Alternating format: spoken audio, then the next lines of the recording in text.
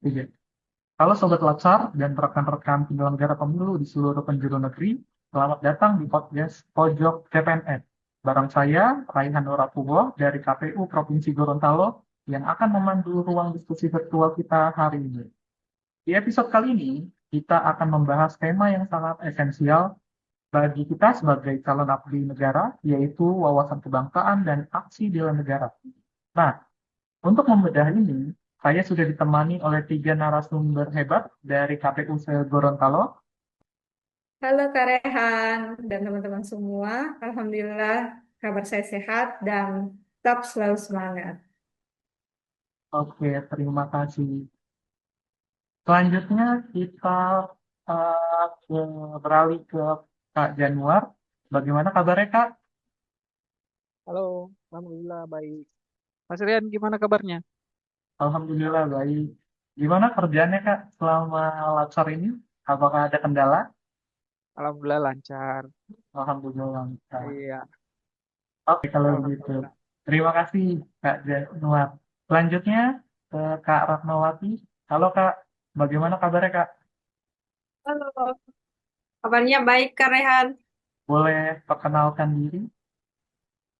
Baik, nama saya Rahmawati Nur Kamidin. Saya dari Satker KPU Kabupaten Bone Bolang.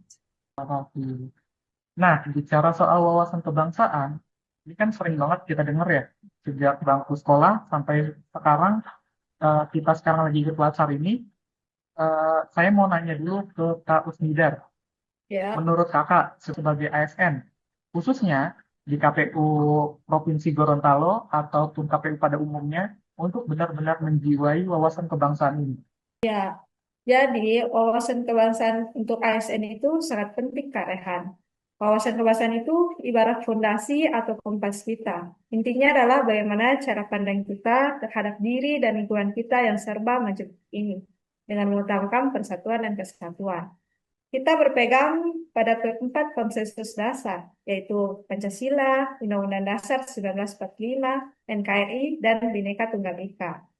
Nah, kalau kita tarik ke dalam tugas kita ini di KPU, wujud nyatanya sangat jelas, Kak.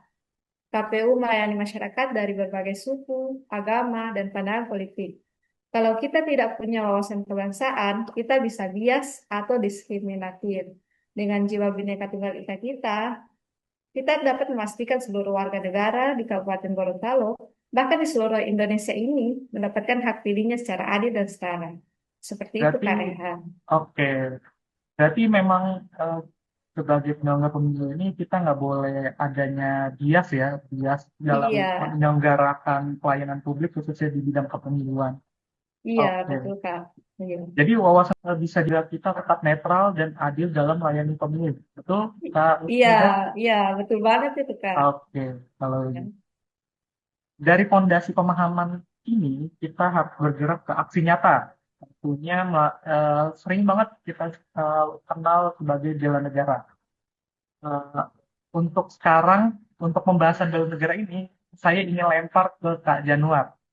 Nah, Ya, oke. Kak Gimana Januar, gimana? gini, eh, bela negara di era sekarang ini kan apalagi untuk kita ya yang bertugas di KPU, penyelenggara pemilu, pilkada, dan juga pemilihan legislatif, eh, itu tuh bentuk nyatanya seperti apa sih? Kan kalau misalkan dulu, kalau kita dengar bela negara itu, kita angkat senjata, bambu runcing, kita terjun ke medan perang. Nah, dalam hal konteks kepemiluan dan juga instansi KPU ini, eh, apakah harus seperti itu atau mungkin ada alternatif kegiatan lain yang tetap mempertahankan esensi dari bela negara itu? Oke, jadi untuk zaman dahulu benar sekali ya kita harus berjuang sampai bawa-bawa bambu runcing. Apalagi kan eh, musuh juga dulu gimana. Tapi kan zaman sekarang kan udah nggak ada lagi musuh yang bawa-bawa bambu Tuh, runcing.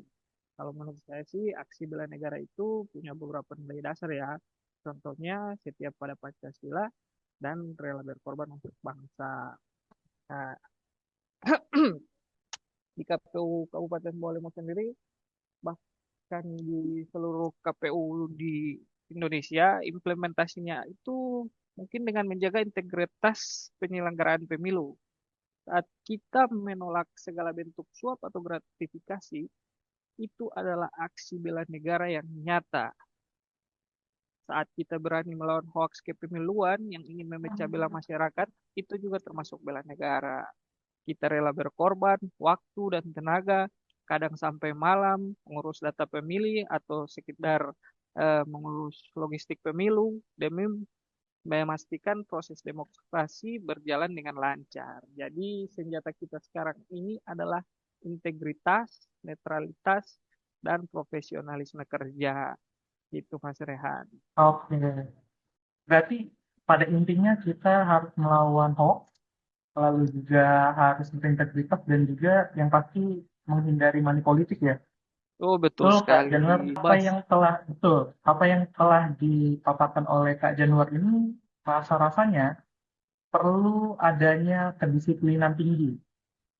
Berarti kita harus melihat bagaimana kemampuan awal dari negara kita, baik itu fisik, mental, dan disiplin, khususnya bagi kita sebagai penyelenggara pemilu. Jadi senjata kita ini kan tadi disebutkan oleh Kak Januar itu ada dua, integritas dan netralitas. Tapi untuk bisa rela berkorban atau kerja maksimal, kita pasti butuh kesiapan kan? Nah, saya ingin bertanya ke Kak Ratmawati. Di dalam bela negara kan ada istilah kemampuan awal bela negara, di mana Kak Ratma melihat ini sebagai aksi nyata sehari-hari bagi seorang CPNS KPU, khususnya mungkin penerapan awal kesiapan bela negara ini di KPU Bone Bolango. Silakan Kak Ratma. Baik, Kak Rehan, terima kasih. Nah, ini tuh poin yang nggak kalah penting, Kak.